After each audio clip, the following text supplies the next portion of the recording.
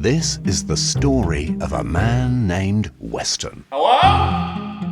God, is that you? I need to stop drinking so much. Weston was a simple man.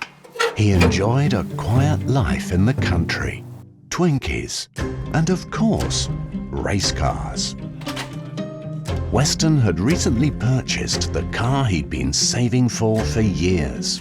A bright green 2017 Dodge Challenger Hellcat with a 6.2-litre supercharged Hemi. With this car, nothing could stop him.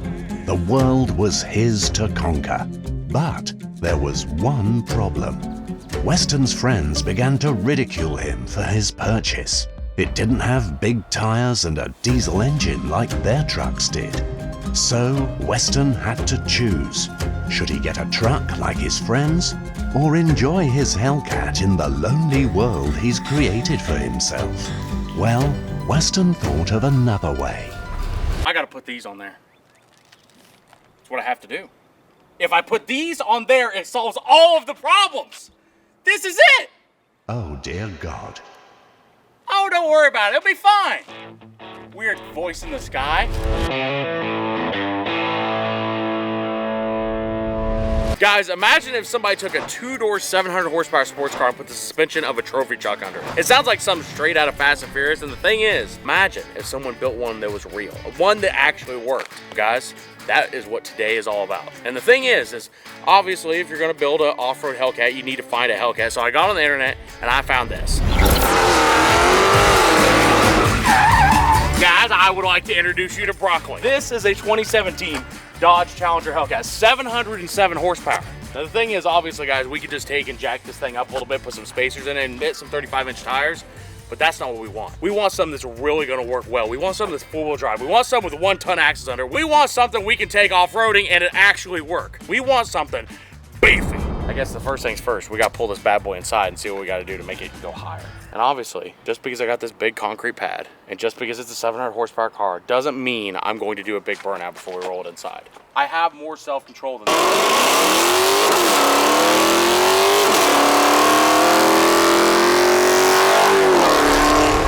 Dude, this is a monumental moment, because right now, this is the last time this car is ever gonna move under these suspension requirements. Next time, it's gonna be about 4 foot taller with 35-inch tires on it. Before we can even figure out exactly how we're gonna lift this thing and put 35-inch tires under it, put big old heavy-duty suspension, we gotta get all the suspension that's under it out from under it right now. Let's grab a Sawzall and a jack. This car is actually lowered, so we have to jack it up to even get it on the lift. This car is really gonna be confused because it's gonna go from lowered to lifted. And then maybe if we break it, it'll go back to lowered again. This is the problem, right? This is the reason why we gotta lift this car. Look at this. I can't even get a jack under it. I wanna be able to fit my whole ass body underneath this car once we're done. We had to block it up so we can jack it up. That way we can lift it up so we can jack it up. So here's the thing, right? Now that it's on the lift, we can finally see how high we want it. You're thinking that high? That high? No. What? It's not that high. Not that high? This right here is a 35-inch Nitto tire. And the idea is we want this to fit underneath that car. So like right about there, maybe? That's it, guys. We gotta give her a 21-inch lift. Other question though, how wide is the track width on an F-350? Because we're using 1-ton F-350 axles, so how wide is an F-350 compared to a Hellcat? You got one out there. Yeah, let's go measure it, hold on. You on the outside of the tire? Yeah, about as close as I can be. 81 inches. Let's go measure 81 inches on that car. So the car's 71 inches. We have 10 inches. That's right, so we're gonna have 5 inches poking out on either side. So the tire is gonna be sticking out to right about here. That's actually like perfect. Just a normal Tuesday around. Actually, what day is it? Friday. Oh yeah, it's just a normal Friday around here. Just getting ready to lift a Hellcat. So let's take a bet before we get started on this. We have not turned a single bolt. How long until you think it rolls out of here on 35-inch tires? 2 months. 4 months. I feel like we have this done in a month. Here we go. Hello, sweetheart. How you doing? Ta-da! This is taking crackhead energy to a whole new level. We didn't steal just the cats, we stole the whole exhaust system. You know what I just realized? We got a whole lot of room for a transfer case. Goodbye, drive shaft. Okay, drive shaft off, exhaust off. Now we gotta start pulling the suspension out. Goodbye, tires. No suspension! Oh my God. It's fine, it's a tough car. Guys, to accomplish a project like this, you need a lot of parts and accessories to do it. So I want to thank today's sponsor of today's video, eBay Motors, where you can get 122 million different parts and accessories on their website. They also have this thing called eBay Guaranteed Fit, which means if you're not doing something as crazy as this, say you need a radiator, replacement parts, aftermarket parts, whatever it is, they have a guarantee saying this stuff will fit on your vehicle. So go to eBay Motors and check them out. All right. Now I gotta figure out how to finish this. There we go. We're cherry. We're done. We're off. Whee! Goodbye, Hellcat suspension. This thing sounds like Grandpa getting out of bed in the morning. Like, so here's the good news. All the suspension is now pulled out of the off-road Hellcat. Now it is time to make it off-roady. And let me explain to you how exactly we're gonna do that. Right now we have a Hellcat, no suspension, right? Now we need to figure out how to put big old tires under it. We put axles, chassis, shocks, steering. What else am I forgetting? Brakes. We probably won't use them very often, but we'll put the brakes on there. So now what we've got to figure out, right, is how do we fit an off-road suspension underneath the Hellcat? Not only do we have to fit the off-road suspension, we also have to build custom frame rails to hold the off-road suspensions. And the thing is, I'm thinking, right, is we're gonna take and turn that metal right there into frame rails to hold the chassis together. That way, whenever we're bouncing this thing off rocks or jumping it or hypothetically driving it through the mall or whatever it may be, right? We don't want to bend the frame in half. Yeah.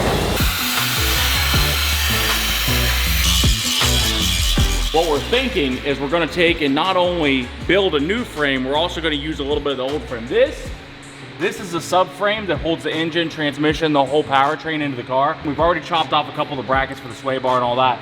And our thought is, if we take and channel it out right here, we can run our 2x4 tubing all the way up to the front of the car, tie it into the factory subframe, and then just start from here and work our way back and make the frame rails fit. Michelangelo's suck our Tell you what, he turned big blocks of stone into naked women.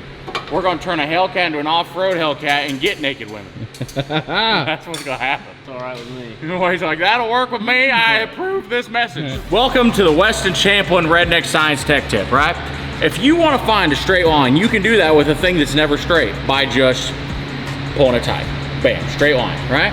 So now you can just use this to make a straight line on whatever you want. And then if that doesn't work, you can use it to hold hay bales together. I like that. That's pretty good, actually. We might, Dude, we might double check our twine with the laser. Look, this black line right here is the line we drew with 21st century technology laserness. The little gray line right next to it that's almost on the black line is our string from a bale. Yeah, I bet that's what they're doing at NASA. They're just pulling strings and shit out everywhere. Give me the bale and twine. Give me that bale and twine, Roger!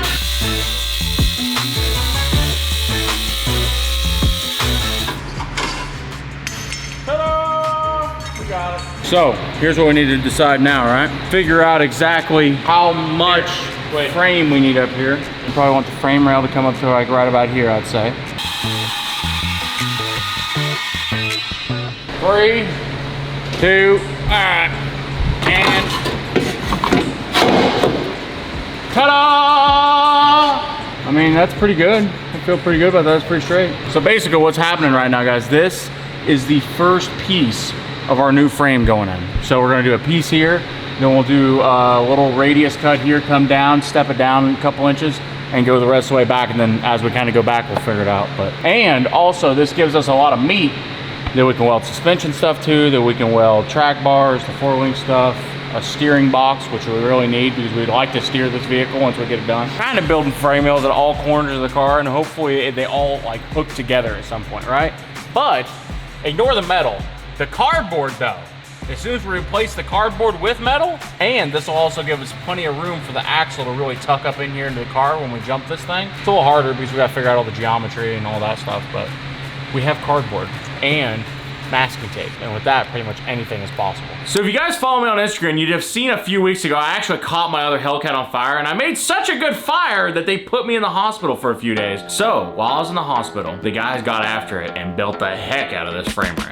Hold up, I'm trying to see something. Still in my own lane, they did not see me coming. If you know, you know, you know, it don't get much better than this. Just like your laundry. Wait till you get a load of this. Always on to the next one. They was looking for the next one, so I stepped up. I do it every time I make news. I need my airtime, so ahead of my time, I'm always making headlines. You know, boys, this is almost nice. Guys, here's the issue, right? Back of the frame looks beautiful. Got a nice truss for the axle to go all the way up into the body and hit the fenders and fuck up the quarter panels and stuff, you know. But the problem is, right, is as you might have noticed, this is how wide this frame rail is. But this is how wide this frame rail is. So we gotta take this frame rail and make it that wide. Basically, it's like a good marriage. Somebody's gotta say they're wrong and compromise. You know what I'm actually kind of worried about? The doctors told me to stay away from anything that is smoke or like anything that'll irritate my lungs for like the next month. But I've got to host a burnout competition in like 11 days. This is cardboard, right? If you haven't noticed. And this is some of that CAD design drawing that everybody talks about. But if you take cardboard and you bend it in the right fashion, you get pretty little brackets like that. And pretty little brackets like this. So surprisingly, the frame rails are coming along way better than we thought. So we're gonna bolt the frame to the body, so not on top of the unibody having structural integrity, the frame will have structural integrity, which means this car is gonna have a lot of integrity. Like this car would walk along the street and pick up your wallet and give it back to you if they'd seen it. Might take a couple dollars out for, you know, like a finder's fee, but you know, it's gonna pick it up and give it back. Applicable to extinguishing the following fires. We can put out wood, paper, clothes, and gasoline. But we don't ever weld near gasoline, so it really shouldn't be that big a deal. Guys, here's the deal, look at this. Frame rail is officially complete. Now the thing is, now that the frame rail is done, we gotta move on to the most important part of this entire build, the axles, which we actually got off eBay on top of the trusses, which we already welded to it, and we already sandblasted these bad boys, cleaned them up, did all that work. So we still gotta put brakes and bearings and all that stuff on, but we can finally take and put some tires on these bad boys and set the car down and see what the car is actually gonna look like once we kind of get it built. Oh, ta-da. All right, let her down. Let's see what she looks like. Oh my God.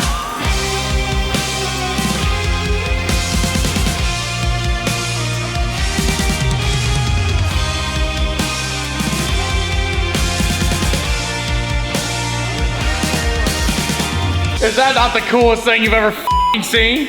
So, we've got a lot of work done on the off-road Hellcat. Now we just have to figure out how to make it look like that all the time while it's also driving. But that's for next time.